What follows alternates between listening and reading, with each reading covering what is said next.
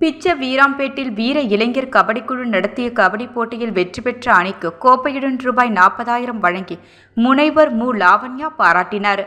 புதுச்சேரி மாநிலம் உழவர்கரை தொகுதிக்கு உட்பட்ட பிச்சை வீரன்பேட்டில் புதுவை மாநில கபடி சங்க அனுமதியுடன் வீர இளைஞர்கள் கபடிக்குழு நடத்தும் 56ஆம் ஆண்டுக்கான ஆண்கள் மற்றும் பெண்களுக்கான போட்டியை கடந்த 23ஆம் தேதி உழவர்கரை தொகுதி அமமுக மேற்கு மாநில இணை செயலாளர் முனைவர் மு. லாவண்யா கொடியேற்றி போட்டியை தொடக்கி வைத்தார்.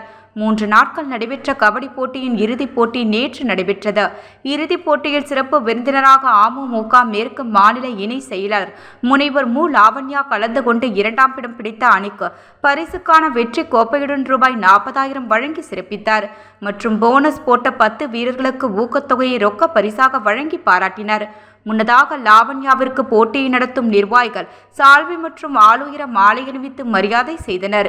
இந்நிகழ்ச்சியில் அமமுக தொகுதி செயலாளர் கலியமூர்த்தி, அம்மா பேரவை அம்மா பிரகாஷ், வர்த்தகாணி செயலாளர் தனவேலு, தொகுதி மேலவை பிரதிநிதி லூர்துசாமி, பிச்சை வீரன்பேட் முருகன், ஐயப்பன் செல்வமணி, வேலு குமார், அன்பழகன் முத்துப்பிள்ளை, பாளையம் ராஜ், பிரசாந்த் சிவபாலன், அருள் பாண்டி, ஜெயபால், யுவராஜ், ஐயப்பன், தக்கக்குட்டை அருள், ராஜரத்தினம், அமலா, சரளா, மூலக்குளம் திரு உட்பட பொதுமக்கள் பலர் கலந்து கொண்டு நிகழ்ச்சியினை சிறப்பித்தனர்.